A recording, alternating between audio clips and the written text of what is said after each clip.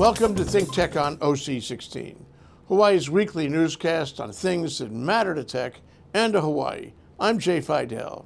In our show this time, we'll cover part one of our recent downtown forum on the new era of Hawaii politics. That is, the presentations of the panelists. In our show next week, we'll cover part two of the forum. That is, the Q&A and discussion among the panelists, along with audience reaction. Steve Petranek gave an excellent keynote. Steve is a longtime journalist and is the editor of Hawaii Business Magazine. Steve then turned it over to our moderator, Barbara Tanabe, former TV news anchor and manager of Ho'okea Communications. I think, in fact, the full majority of the Hawaii voters are people who were not born here. That's a huge shift from the past. What does that mean for Hawaii politics? Well, without in-depth interviews that compare the opinions of newcomers and Kama'aina, I'm not sure what that means for all voting trends. But I know I have a pretty good idea on one big issue.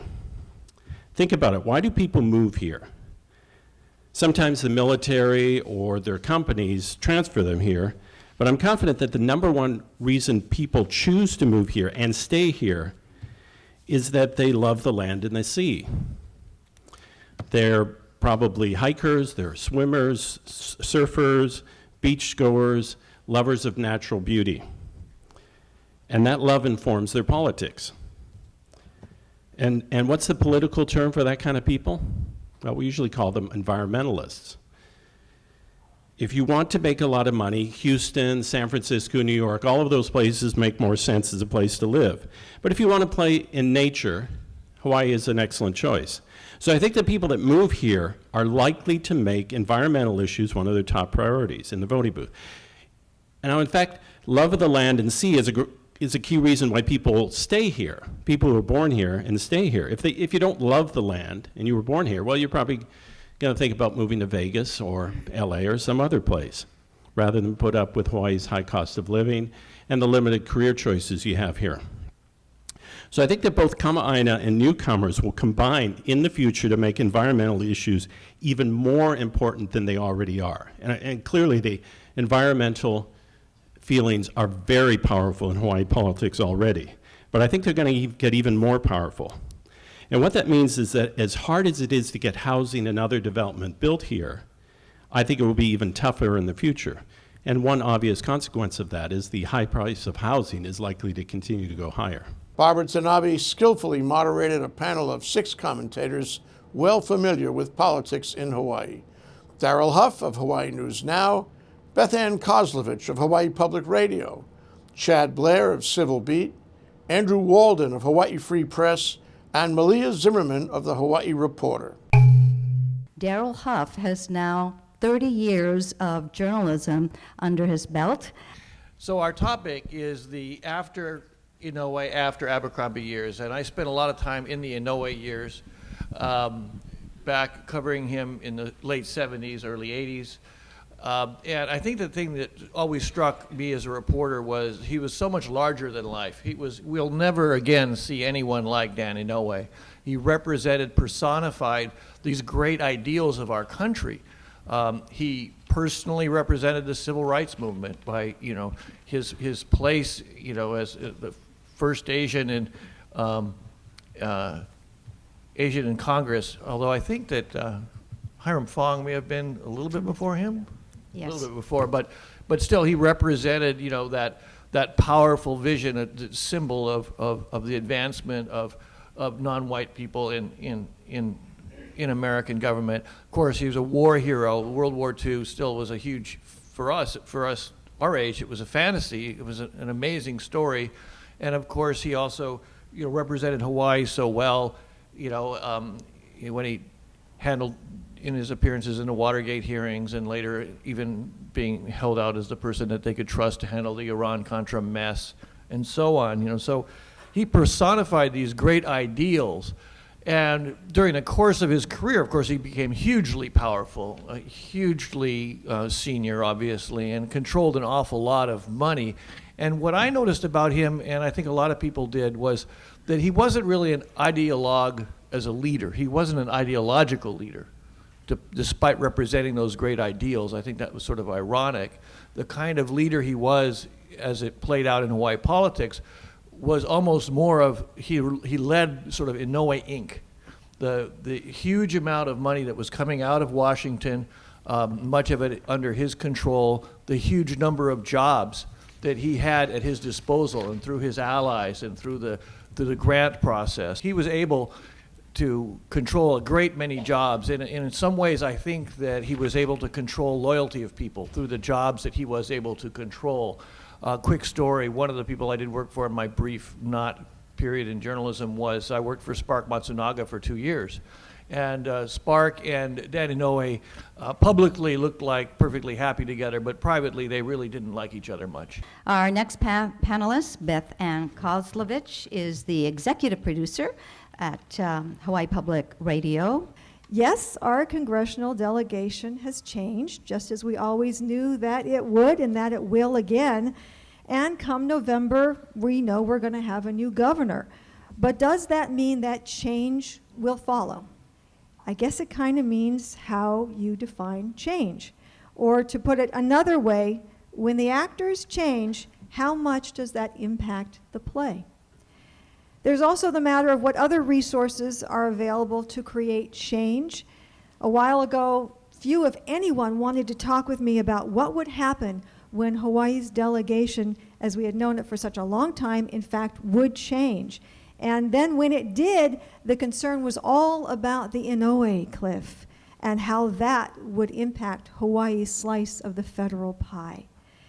Trying to assess what that change might look like was really difficult. You might remember that in 2010, the Consolidated Federal Funds Report, which was compiled by the U.S. Census, was defunded, and then USAspending.gov took over, but those numbers looked very, very different. We called Mark Anderson at the Administration of Federal Affairs Management Office in the State Department of Budget and Finance, and he says the state won't even use those numbers because they're inaccurate. In fact, they use the federal funds information for states. He also says that the federal government is planning yet a new way to be able to account for what money flows to each state.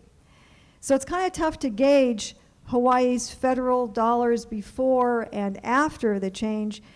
One thing, though, that we know will likely not change, the federal budget, which kind of takes us back to the question of how much change Hawaii's congressional delegation will be able to affect if you're going to use as your metric bringing home the bacon. More importantly, the issue of change should sort of point us right back to ourselves. Hawaii is still a shades of blue state, and that margin of blue is kind of narrow. Very often even the blue candidates have a tough time trying to separate themselves from each other, and you and I have had lots of conversation about that, Chad.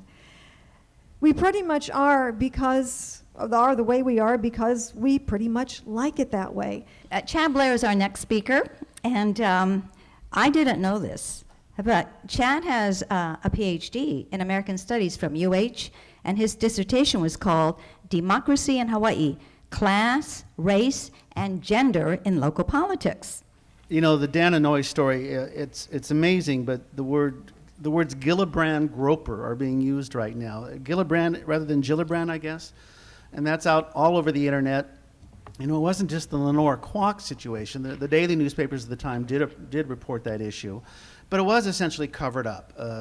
And Dan Inouye was reelected by a pretty large margin, not as large as his other elections. Well, it was under 50%, or Correct. 60%. But It was 54%. Right. But Yeah. remember that 9 other women came forward and were ready to talk at that time. And Anil Amaral, a respected legislator, was part of that. And you didn't hear much about that. Remember, this was also the same time Bob Packwood was in trouble. Remember the Oregon senator who would grab women in the elevator there in the Congress? And this was just a year after the Clarence Thomas hearings, if I have my calendar right. I think that was 91, maybe it was 92. So sexual harassment was very much in the air.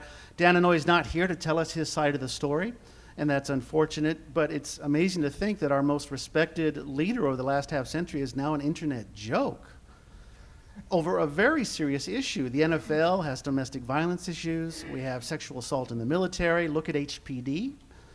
officers beating up on their wives in restaurants. So this is a very serious matter, and it's unfortunate in so many ways that Dan Inouye, his memory, at least for some, has become this. The other thing I'll say about era, I don't know that there ever was an Abercrombie era. Had he been, sorry Neil, had he been reelected, there's no question you would consider that, and he is the titular head of this state and the the Democratic Party, but I don't think anybody looks to him that way like they did Dan Inouye. And so I don't know how to classify that. And when you think about Neil Abercrombie, here's his reputation nationally. He is the only governor to have he lost a primary as a sitting governor by the worst margin of any incumbent in the history of the United States. Colin, isn't that correct? That's right. In the bluest state in the U.S., the worst defeat for a sitting governor in a primary. That is, now, Neil Abercrombie, like Dan Inouye, has many accomplishments, and he will be remembered for many of the good things he's done. But right now, that's what's out there, at least in the web world, about Inouye and Abercrombie. Our next panelist, Andrew Walden. At Hawaii Free Press, we have about 50,000 readers online. If any of you are not receiving Hawaii Free Press in your email every week, you can hand me your business card and I'll add you. We focus on Hawaii political issues and business news, and that's at hawaiifreepress.com. Thank you. Now, your 4 minutes. Okay. So is the Inouye-Abercrombie era ending? Well, Inouye is ending, Abercrombie is ending, but I don't know if their era is ending. To me, it seems that the sub-bosses are stepping up to replace the bosses, and the system that the two of them represented continues. I think one of the misconceptions about Hawaii politics is that Inouye controlled everything. I don't believe that's true. I think that Cayetano was on a different team. Lingle was on a different team. Obviously, Abercrombie was on a different team. And so, at least within the last three governors, we've had two poles of attraction that were in competition with each other. And so, what's happening now is that we have chaos. Abercrombie's team or family grabbed Inouye's seat after he died, and that wasn't the plan. And so you had one family grabbing for complete control, and so the other family has turned the tables, and instead of controlling the Senate seat, they've got David Ige running for governor. And so, in essence, the Abercrombie family has grabbed the Senate seat in the form of Brian Schatz, and the Inouye family has grabbed the governor's seat, or at least they're trying to, in the form of Ige.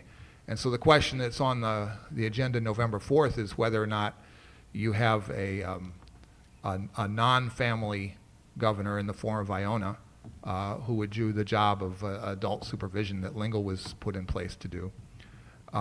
Or you end up with the Inouye family running the governor's seat and then coming back 2 years later for another try at Schatz when Hanabusa comes back for her rematch, because if you remember, Schatz only got 2 years out of this. Our next panelist is Malia Zimmerman.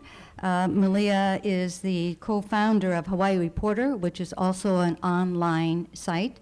I wanted to talk a little bit about the impact that Senator Inouye not being with us would have, not just on politics, but also on the economy.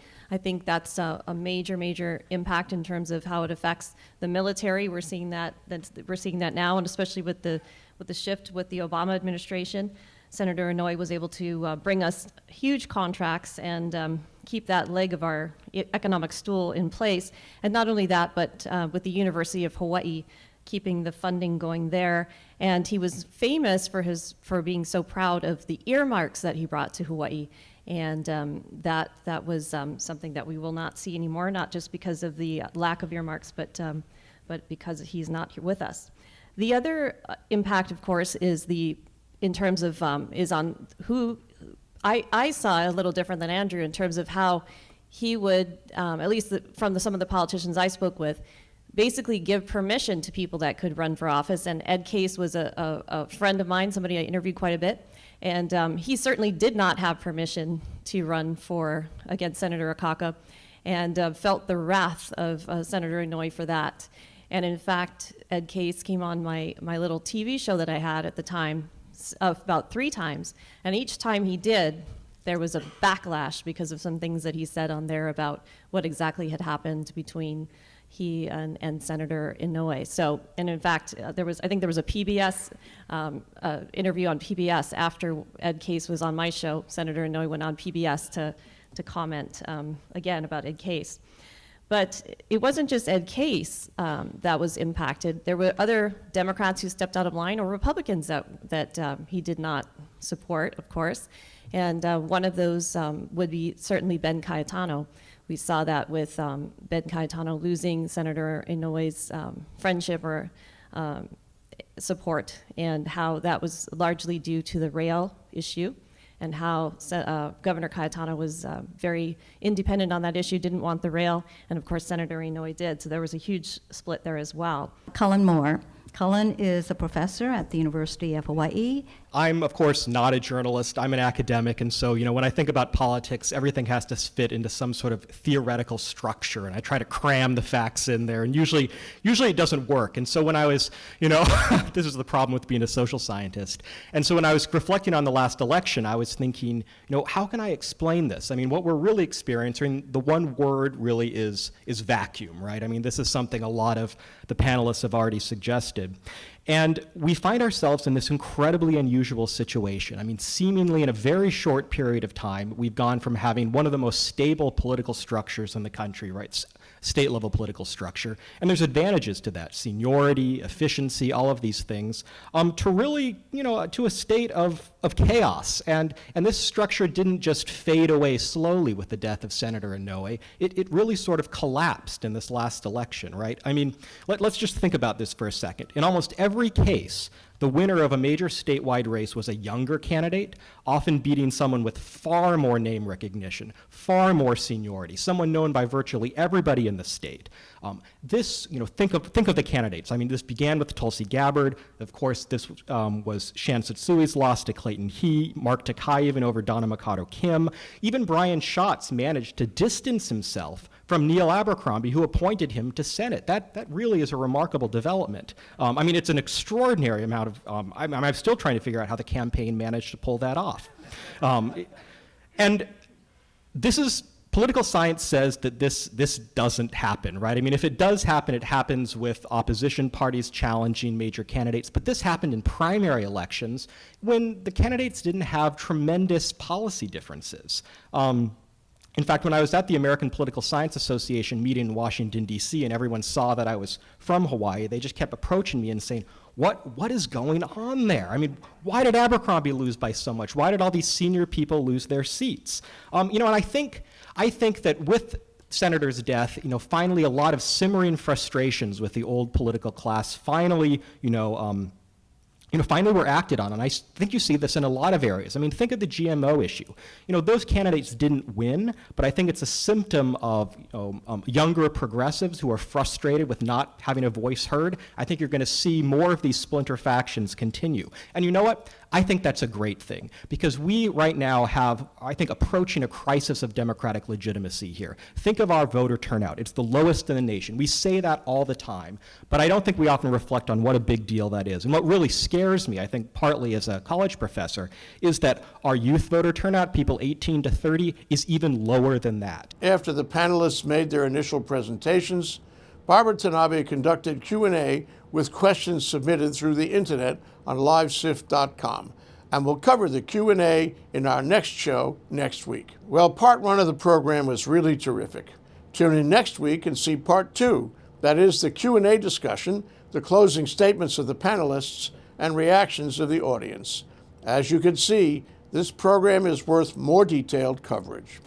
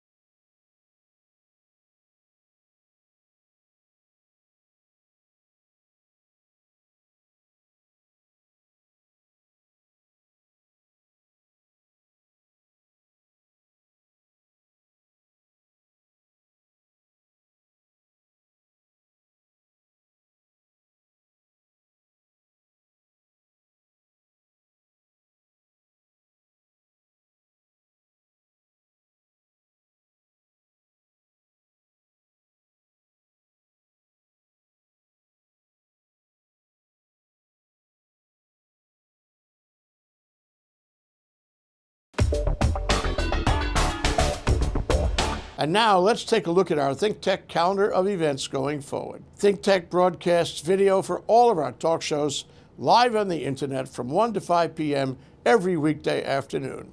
If you missed a show or you want to replay or share any show, they're all archived on YouTube. Visit thinktechhawaii.com for our live stream and YouTube links, and to join our email list and to get these links and program advisories on our upcoming shows. We also invite you to be part of our live audience at our downtown studio in Pioneer Plaza.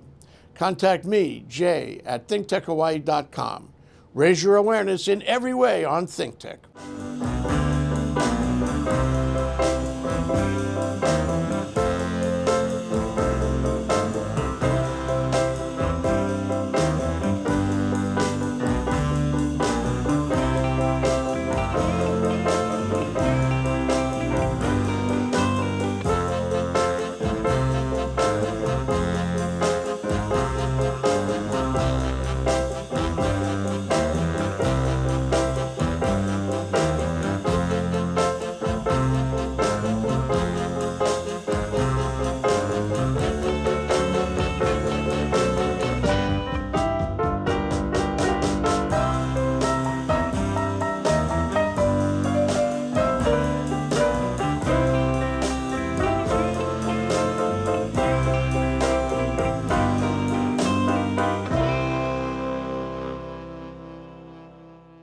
On Wednesday, October 14th, ThinkTech, the Hawaii Energy Policy Forum, and Blue Planet Foundation will present a gubernatorial forum on energy policy issues, featuring candidates David Ige, Duke Iona, Mufi Hanneman, and Jeff Davis.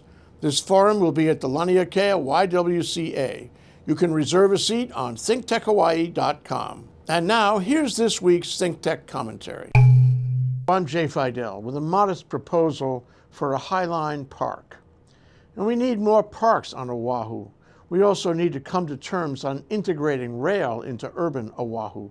Can parks and rail live on the same platform? Here, in the best weather in the world, no one can say we live in a tree-lined, park-filled city.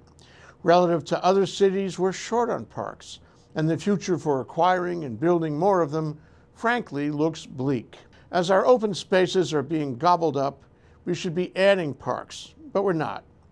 We're becoming a concrete jungle instead. With smaller, affordable housing and impossible traffic on the roads, soon we'll be suffering from communal claustrophobia.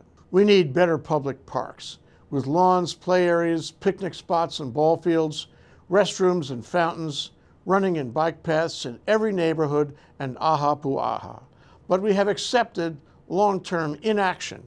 These days, design professionals everywhere are focusing on public spaces. Island states with high costs of land should be all the more concerned. It's not so much whether we can afford to create them, but whether we can afford not to, particularly given the interaction of public spaces and the homeless. New York, with all its density and congestion, may offer some inspiration. Aside from the miracle of Central Park, New York has built a remarkable Highline Park on an unused elevated rail line on the west side of Manhattan. See thehighline.org. Why don't we make the most of our rail project and build a Highline Park over Honolulu? Let's make it appealing to people in every way we can. Let's give them a new way of getting around, and a park too. Our rail can be more than concrete and steel. It can be a community canvas for creative ideas.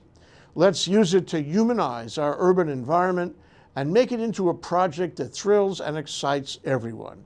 Imagine the popularity of an elevated park and promenades running alongside the rail, where visitors can see the cityscape and have a choice of rail or recreation, where they could visit the park free, but their visits would enhance rail ridership. Even if the Highline extended only from Ala Moana to Kaka'ako, they could walk or bike or ride the rail for that distance. It would complement the rail and support transit-oriented development in the area. If New York could do the job for $200 million, maybe we can too. That's a fraction of the $6 billion cost of rail. Surely we can find the money to preserve our open spaces for our people. A mile-long High Line would change our city. Even a scaled-down version would help. What would a High Line be worth to you and your family and friends? You may think it's priceless and timely, but others may not. If you want this or any new park, you're going to need a champion to advocate for it. Could parks be a campaign issue? Shouldn't they be a campaign issue? Demand new parks and public spaces. Pass a bill, find the money. Let's build a better city before it's too late. I'm Jay Fidell. Thanks for watching this ThinkTech commentary. We'll be right back to wrap up this week's edition of ThinkTech. But first, we want to thank our underwriters.